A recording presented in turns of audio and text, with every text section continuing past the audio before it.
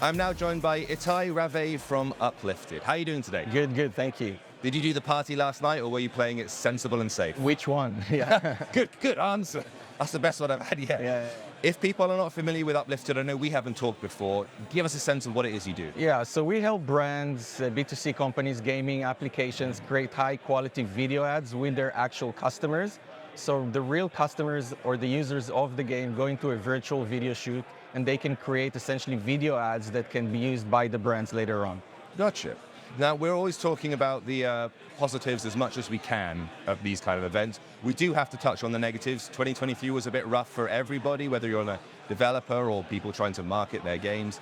And some folks are saying 2024 is going to pick up, but it's a little bit uncertain still, lots of layoffs and everything. From your perspective, what are you hearing from your clients coming to you? Is it tough out there at the minute? So we're quite optimistic overall. We think that there are lots of opportunities in advertising, in video specifically.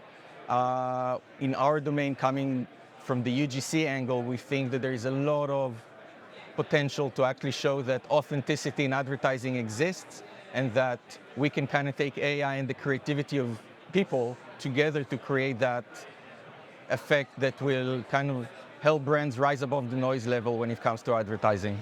Well, I'm sure as part of the general advertising space that you're in, you've been using ML for, a bunch, but the generative AI has also, made an appearance last year. It's had somewhat of a mixed reception from people.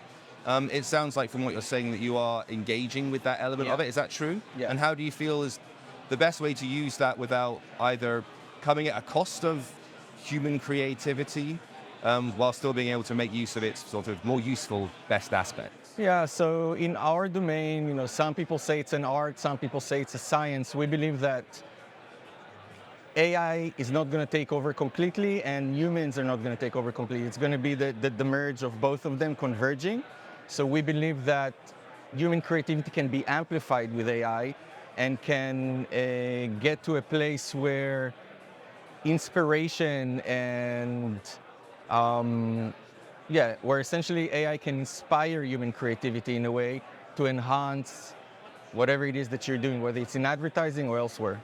Gotcha. Regarding the video ads themselves, there's been so many changes in the ad models throughout the years, from banner ads all the way up to kind of interstitials and videos, and then rewarded video ads and all the rest of it. Where do you feel it's at the minute?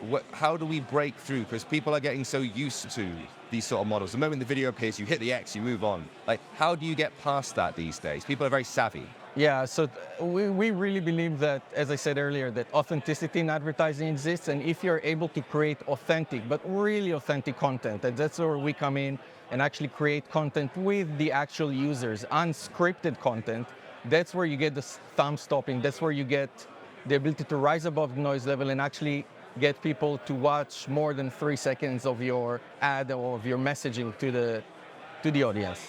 Do you think it's more about presentation or more about content? There's a lot of time put sometimes into things that be very slick and cinematic, and everything's shot with a kind of anamorphic, where people are emulating film, but at the same time, it's the weird, sketchy Snapchat thing on the phone camera that goes viral in the end. So how do you generate something like that? So nobody knows what's really going to work, but what we see is that people are shifting towards authenticity and are preferring the not pixel perfect, not the commercial content, but rather the authentic, persuasive, everyday people just like me and you. So I'd rather see somebody just like myself that's super authentic, that's super engaged, that I know hasn't been given a script, that I know doesn't have an entire crew behind them. That's how we feel, and we see that manifesting in the performance that we deliver to our clients. I've been talking to some of the more data-focused companies about the way the data is gathered, and obviously over the last maybe 4 years, we've had quite a lot of restrictions put on the kind of data you can capture, the kind of metrics you can monitor. So if you're doing your authentic kind of marketing, how do you know the authenticity is getting through? How do you track this stuff nowadays? It's a good question. So with iOS 14 and privacy issues, what we see a lot of the time, because you can't target well anymore, people are reverting back to creatives as being the mechanism to target. And so if you're able to create a lot of different creatives that cater to different audiences with different hooks and different demographics, that's essentially the creative that's now going to help you target your users rather than trying to target them based on likes and so on and so forth. So if you're able to create a mass of creatives, all of them different in the sense of the people appearing in them, the topics they're talking about, their ages, their profession, their location, that's essentially your new targeting, which will attract, each creative will attract the right audience. And in terms of delivery mechanism, are you folks working exclusively through mobile, like through the app itself, through pop-ups? Do you do any kind of cross stuff with TV or other media? Interesting. So we're doing mobile, we're doing desktop. We have a lot of gaming companies where we do desktop and YouTube. And actually one of our customers now has made a TV ad from the content that we helped create, from an actual user-generated real customer content. Gotcha. Okay, Yeah. that's kind of something of a first, is it? Yeah, yeah. So what about 2024 going forward? I imagine, continuing what you're doing is top priority, but are there any new things that you're working on, any new elements or people you're partnering with that have gotten you excited? So we're very much looking into integrating our creative engine into the ad platform so that we can get performance data back and try building a mechanism where we have a flywheel, a feedback mechanism where we understand what works well. And based on that, we direct the users in the virtual video shoot to talk about topics or to talk about nuances that work well. And that way we create a flywheel that's automatically creating kind of rampant iterations and rampant creative testing, which is super interesting because brands need to feed the beast. And multiple cultures, multiple nuances, multiple channels, languages, you name it.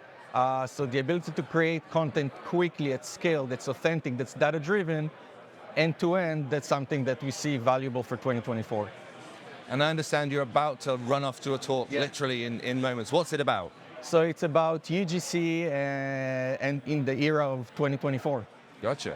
And as far as coming to shows like this, from your perspective, what's the benefit or the interest in coming to a kind of physical event? So it's interesting because we started serving e-commerce brands. This is the first gaming conference we're actually attending. Really? We're seeing big success in gaming in overall as well as applications, so lifestyle apps and such. We love the dynamic, we love the energy, completely different to e-commerce.